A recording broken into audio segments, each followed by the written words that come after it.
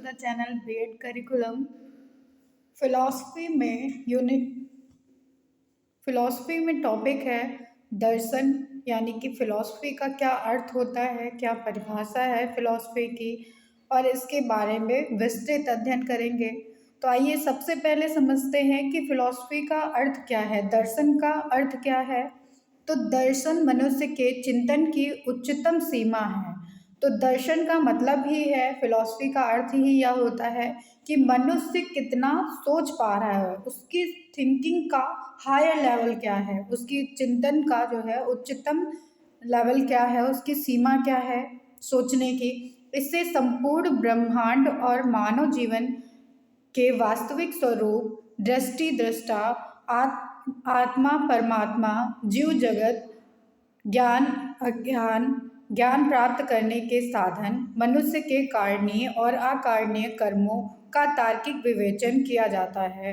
तो जो है दर्शन के द्वारा ही ब्रह्मांड में उपस्थित हर एक वस्तु या मानव जीवन के वास्तविक स्वरूप का, उसकी दृष्टि का, आत्मा परमात्मा का, जीव और जगत का, ज्ञान और अज्ञान का, इन सारी ही चीज़ों का साधन और मनुष्य के कारणीय और अकारणीय कर्मों पे जो है तार्किक विवेचन किया जाता है दर्शन के द्वारा। भारत दर्शन की गुरुस्थली माना जाता है। भारत जो है दर्शन के लिए गुरुस्थली भूमि मानी गई है, माना जाता है। भारत के बाद इस क्षेत्र में यूनान, ग्रीस नाम का देश, ग्रीस का नाम आता है। तो भारत के बाद जो है यूनान यानी कि ग्रीस देश का नाम आता है दर्शन के लिए। आज तो संसार के प्रायः सभी सभ्य देशों में दर्शन का विकास हो रहा है। तो आज के टाइम पे अगर हम बात करें तो सभी देशों में दर्शन का विकास हो रहा है, दर्शन की बात होती है।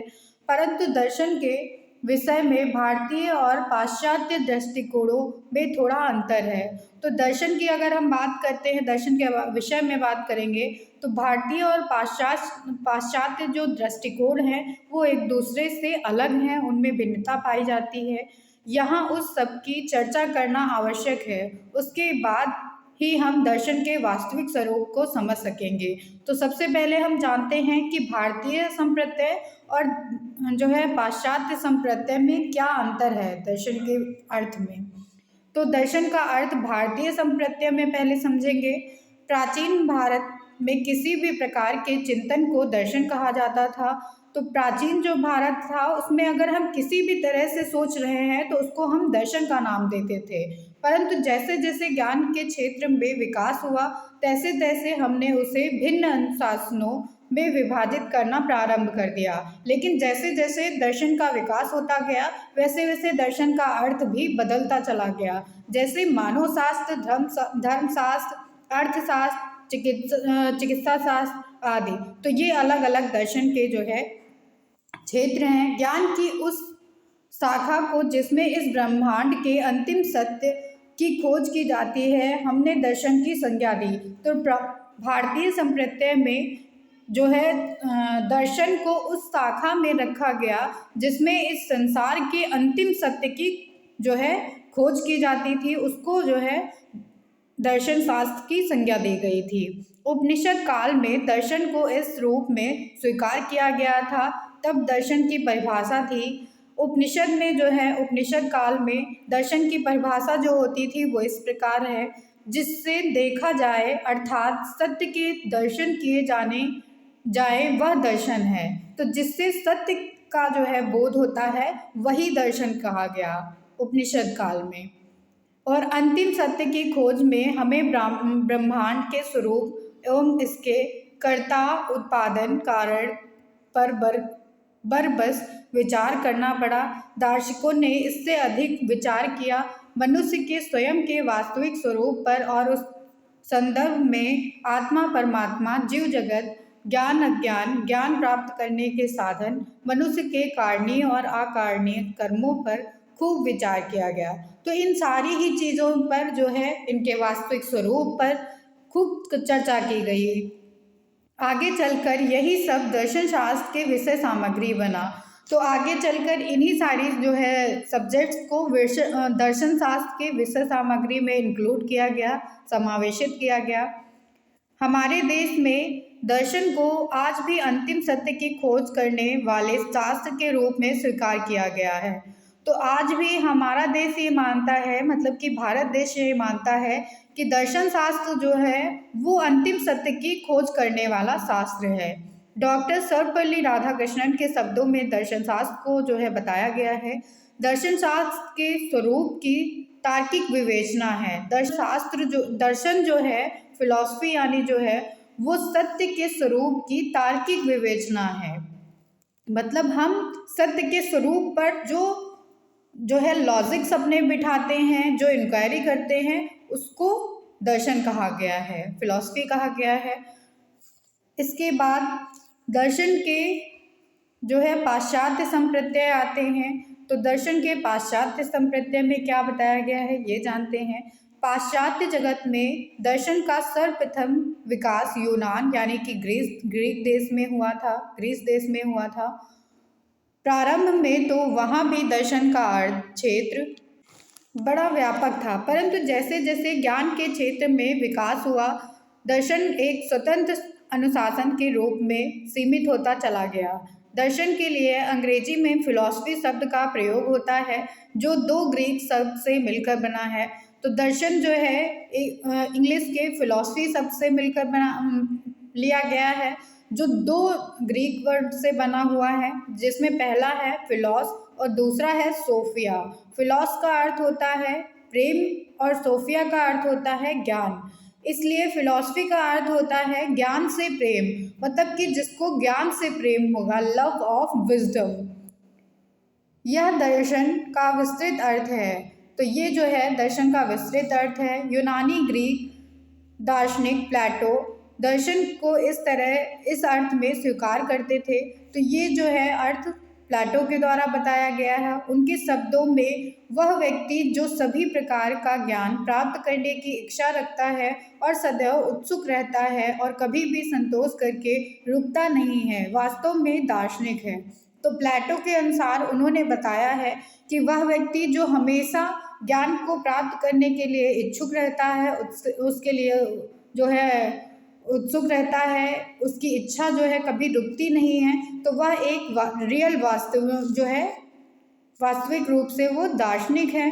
परंतु सब कुछ जानने से उसका अर्थ सब कुछ के पीछे छिपे मूल तत्व को जानने से था। तो इस तरह प्लेटो का ये भी कहना था कि व्यक्ति सब कुछ जानता है, इसका यह अर्थ है कि वह उसके पीछे का मूल तत्व भी जानता है, उसके पीछे का रीज़न भी जानता है।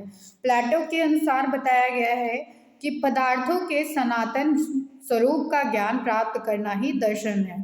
तो प्लेटो ने बताया है कि philosophy aims at a knowledge of internal nature of the things.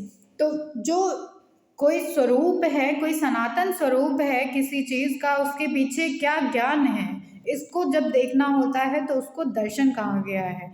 किसी भी पदार्थ के सनातन स्वरूप को देखकर उसके बारे में ज्ञान प्राप्त करना ही दर्शन है। इसके बाद अरस्तु का कहना था इसके बारे में कि दर्शन एक ऐसा विज्ञान है जो परम तत्व के यथार्थ स्वरूप की जांच करता है। तो अरस्तु ने बताया कि यह एक ऐसा विज्ञान है जो यथार्थ स्वरूप में तत्वों की जांच करता है।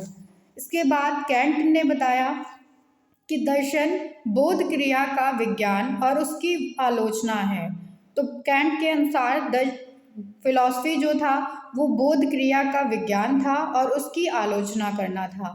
इसके बाद जो है अन्य कई लोगों ने जो है डेफिनेशन दी है, जैसे फिस्टे ने भी डेफिनेशन दी है, कॉम्टे की भी एक डेफिनेशन है फिलॉसफी के बारे में कि दर्शन विज्ञानों का विज्ञान है। उन्होंने कहा कि दर्शन जो है कई सारे विज्ञानों को अपने अंदर समावेशित करता है। हर्बर्ट स्पेंसर के अनुसार भी एक डेफिनेशन दी गई है दर्शन के बारे में, दर्शन विज्ञानों का समन्वयन एवं विश्वव्यापक विज्ञान है। तो हर्बर्ट के अनुसार विज्ञान का समावेशन करने वाला ही विज्ञान दर्शन कहलाता है। इस तरह से और डेफिनेशन कई दी गई हैं दर्शन के बारे में। जैसे कि R.W. सेलर्स के अनुसार।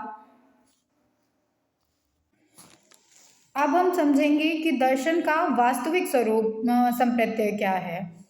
तो ऊपर की चर्चा को देखते हुए अभी हमने भारतीय दृष्टिकोण में दर्शन को समझा, उसके बाद पाश्चात्य दृष्टिकोण से जो है दर्शन को समझा। इस तरह से जानने के बाद हम वास्तविक स्वरूप में अब दर्शन को समझेंगे।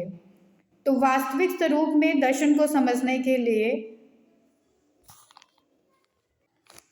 तो इस तरह से भारतीय जो है दार्शनिक जितने थे और पाश्चात्य दार्शनिक जितने थे उनके बीच में हमेशा मतभेद बना रहता था।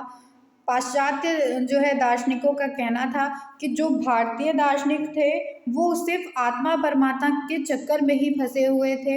उनकी बुद्धि पर जो है उनको तरस आता था, मानव जीवन के रहस्य को समझे बिना उसके लिए क्या उपयोगी है, कैसे क्या निश्चित किया जा सकता है, ये जो है उनका पाश्चात्य दर्शन वालों का कहना था।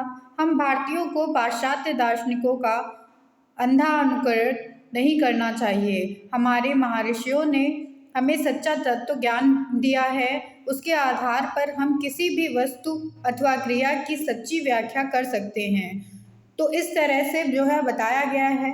इसमें जो है दर्शन का वास्तविक अगर हम अर्थ जानना चाहें तो ये होगा कि दर्शन शास्त्र ज्ञान की वह शाखा है जिसमें संपूर्ण ब्रह्मांड के अंतिम सत्य, समझिएगा, संपूर्ण ब्रह्मांड के अंतिम सत्य और मानव के वास्तविक स्वरूप, मतलब ब्रह्मांड का अंतिम सत्य क्या है और यहाँ पे जो मनुष्य आया है उसका वास्तविक स्वरूप क्या है, उसकी दृष्टि और दृष्टा कैसी है, आत्मा परमात्मा कौन है, जीव जगत कैसा है, ज्ञान अज्ञान कैसा है, ज्ञान प्राप्त करने की विधियां कौन सी हैं और मानव जीवन के अंतिम उद्देश्य क्या है तथा उसे प्राप्त करने के साधनों की तार्किक विवेचना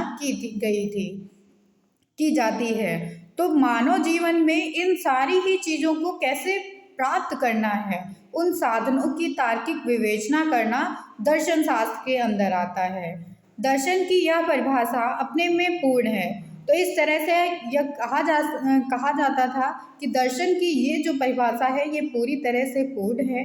इस परिभाषा में प्रकृतिवादी, प्रयोजनवादी, आदर्शवादी सभी दर्शन आ जाते हैं। तो इस तरह से बताया गया कि इसी डेफिनेशन में प्रकृतिवादी, प्रयोजनवादी और दर्शनवादी सब लोग आ जाते हैं।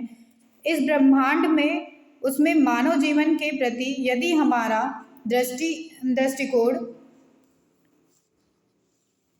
इनके मूल्य के प्राकृतिक परिवर्तनों के अतिरिक्त कोई आध्यात्मिक शक्ति का कार्य नहीं करता तो उपरोक्त परिभाषा के अनुसार यह विचारधारा भी दर्शन ही होगी। तो इस तरह से जो है बताया गया। और आगे बढ़ते हैं तो दर्शन के लिए मूल बात यह है, तो दर्शन के बारे में यह बताया गया है कि दृष्टि और दृष्टा, आत्मा और परमात्मा, जीव जगत, ज्ञान अज्ञान, ज्ञान के प्राप्त करने के साधन और मनुष्य के कारणीय और अकारणीय विचारों कर्मों पर विचार होना चाहिए। दृष्टिकोण तो भिन्न भिन्न होंगे, जैसे जिसकी अनुभूति होगी वैसे ही उसके तर्क होंगे, उसी तरह से अनुकूल उसका दर्शन होगा। तो ये जो है कहा गया है कि दर्शन हर किसी की अनुभूति पे डिपेंड करता है, जो जैसा सोचता है वो दर्शन को उसी रूप में देखेगा। आगे बढ़ते हैं तो दार्शनिक चिंतन और अन्य चिंतन में अंतर देखते हैं क्या है। आज जहाँ कहीं भी चिंतन दिखाई देता है वहाँ हमको दर्शन भी दिखाई देता है। हम सामाजिक चिंतन, राजनीतिक चिंतन, आर्थिक चिंतन, शैक्षिक चिंतन आदि सभी को दर्शन की कोटि में रखने की भूल करते हैं। तो हम इन सारे ही सामाजिक, राजनीतिक, आर्थिक और शैक्षिक चिंतनों को दर्शन की ही कोटि में रखने की भूल करते हैं। इस प्रकार का फैशन पाश्चात्य देशों में प्रारंभ हुआ और हमारे देश में उसकी नकल की जाने लगी। तो यह जो फैशन था वो पाश्चात्य देशों में प्रारंभ हुआ था, लेकिन हमारा देश जो है इसकी नकल करने पे आ गया। आश्चर्य की बात कि दर्शन की गुरुस्थली भारत के लोग भी दर्शन के वास्तविक स्वरूप को भूल गए हैं। तो ये एक आश्चर्य की बात है कि जो गुरुस्थलीय भूमि है भारत दर्शन के लिए, वही उसका स्वरूप भूल गई है, वास्तविक स्वरूप भूल चुकी है। तो इस तरह से इसमें अंतर क्या है भारतीय दर्शनों और पाश्चात्य दर्शनों में, इसको समझते हैं। तो आचार्य प्रवर पंडित बलदेव उपाध्याय ने भारतीय दर्शनों और पाश्चात्य दर्शनों के बीच में 5 अंतर बताए हैं। इस तरह से जो है बलदेव उपाध्याय के द्वारा 5 जो है अंतर बताए गए हैं भारतीय दर्शन और पाश्चात्य दर्शन के बीच में। फर्स्ट वन इज भारतीय दर्शनों का विकास मनुष्य के दुख त्रय यानी कि आध्यात्मिक, आधि भौतिक और आधि दैविक से छुटकारा दिलाने हेतु हुआ है। तो इस तरह से भारतीय दर्शन का कहना था कि मनुष्य जो है दुख त्रय से छुटकारा दिलाने के लिए उसका जन्म हुआ है, जबकि पाश्चात्य दर्शनों का विकास आश्चर्यजनक वस्तुओं, क्रियाओं को देखने से उत्पन्न कौतूहल को शांत करने में प्रयत्न द्वारा हुआ है। तो इस तरह से भारतीय दर्शन और पाश्चात्य दर्शन के बारे में एक अंतर किया गया कि भारतीय दर्शन में मनुष्य का जन्म दुख त्रय को छुटकारा दिलाने के लिए हुआ है और पाश्चात्य दर्शन का जो है विकास आश्चर्यजनक वस्तुओं और क्रियाओं को देखने से उत्पन्न जो कौतूहल होंगे उनको शांत करने के प्रयत्न के लिए हुआ है। फिर दूसरा अंतर ये है कि भारतीय दर्शनों का विकास स्वतंत्र रूप से हुआ है, जबकि जो पाश्चात्य दर्शन की सामग्री है वो अनुशासन पर बेस्ड है, उसका आधार अनुशासन है, जैसे कि मानव शास्त्र, समाज शास्त्र और राजनीतिक शास्त्र। इसके बाद तीसरा अंतर है कि भारतीय दर्शन जो है वो वास्तविक ज्ञान के स्वरूप की व्याख्या करता है, उसको एक प्रवृत्त रूप प्रदान करता है, जबकि पाश्चात्य दर्शन जो है वो ज्ञान विज्ञान की व्याख्या की ओर प्रवृत्त होता है। तो इस तरह से भारतीय दर्शन वास्तविक ज्ञान और पाश्चात्य दर्शन जो है वो ज्ञान विज्ञान की व्याख्या करता है। फिर फोर्थ अंतर ये है कि भारतीय दर्शन अनुभूत ज्ञान का आधारित है, तर्क द्वारा पोषित होता है, जबकि पाश्चात्य दर्शन जो है वो तर्क पर ही आधारित है। तो भारतीय दर्शन में अनुभूत ज्ञान भी आधार माना गया है, लेकिन पाश्चात्य दर्शन में सिर्फ तर्क को ही आधार माना गया है। और पांचवा अंतर यह है कि भारतीय दर्शन का धर्म से गहरा संबंध होता है, जबकि पाश्चात्य दर्शनों का धर्म से कोई संबंध नहीं है। तो सबसे इम्पोर्टेंट अंतर यही है कि जो है भारतीय दर्शन धर्म से गहरा संबंध रखता है, लेकिन पाश्चात्य दर्शन का धर्म से कोई भी संबंध नहीं है। अब देखेंगे कि दर्शन की प्रकृति क्या है और दर्शन की विशेषताएं क्या होती हैं। तो इस तरह से दर्शन अनुभव, परिकल्पना, तर्क आधारित शास्त्र है। तो दर्शन जो है वो हमारे अनुभव पे आधारित है, हमारी परिकल्पनाएं क्या हैं उन पे आधारित है, और हमारे तर्क क्या हैं उन पर आधारित एक शास्त्र है। यह जो है प्रयोग सिद्ध विज्ञान नहीं है, इसको जो है प्रयोग सिद्ध विज्ञान में नहीं रखा गया है। फिर दूसरा है कि दर्शन व्यक्तिनिष्ठ शास्त्र है, वस्तुनिष्ठ शास्त्र नहीं है। तो दर्शन जो है उसमें सब्जेक्टिविटी होती है, उसमें व्यक्तिनिष्ठता होती है, हर एक चीज़ जो है उसके पीछे इसमें रीज़न बताया गया है, ये कोई वस्तुनिष्ठ शास्त्र नहीं है। तीसरी विशेषता ये है कि दर्शन एक निर्देशात्मक शास्त्र है, निश्चयात्मक शास्त्र नहीं है। तो दर्शन के द्वारा जो है निर्देश दिए गए हैं, इसलिए यह निर्देशात्मक शास्त्र है। यह किसी चीज़ को निश्चित नहीं बताता है, इसलिए यह निश्चयात्मक शास्त्र में नहीं इंक्लूड किया गया है। दर्शन एक उदार अनुशासन है, कठोर अनुशासन नहीं है। तो दर्शन में किसी चीज़ को जो है हार्ड एंड फास्ट नहीं बताया गया है, इसलिए यह कठोर अनुशासन में नहीं इंक्लूड होता है। दर्शन इस ब्रह्मांड के अंतिम सत्य की तार्किक विवेचना की जाती है। तो दर्शन में जो है इस ब्रह्मांड का अंतिम सत्य क्या है, इसकी विवेचना की गई है। दर्शन में ज्ञान के स्वरूप और ज्ञान प्राप्त करने के साधन, उसकी विधियों की तार्किक विवेचना की गई है। दर्शन में मूल्यों, मनुष्यों के कारणीय और अकारणीय कर्मों की तार्किक विवेचना की गई है। तो इस तरह से जो है दर्शन अपने की विशेषताएं ये होती हैं। हम पढ़ेंगे कि दर्शन की विषय वस्तु क्या है और इसके अध्ययन के क्षेत्र क्या क्या हैं। तो दर्शन प्रायः लोग किस विषय, अनुशासन के अध्ययन क्षेत्र और विषय वस्तु में भेद नहीं करते हैं, परंतु इन दोनों में थोड़ा अंतर है। अध्ययन क्षेत्र का अर्थ है उस सीमा से होता है जहाँ तक किसी विषय का अध्ययन किया जाना चाहिए अथवा किया जा सकता है, जबकि विषय वस्तु का अर्थ उस सीमा से है जिस सीमा तक अध्ययन किया जा चुका है। तो जो है विषय वस्तु का अर्थ होता है कि किस सीमा तक किसी वस्तु का अध्ययन किया जा चुका है। ये जो है दर्शन में कहाँ तक जो है अध्ययन किया जा चुका है ये देखेंगे।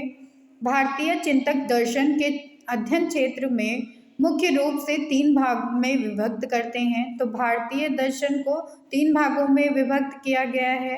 पहला भाग है तत्व मीमांसा, जिसको मेटाफिजिक्स कहते हैं।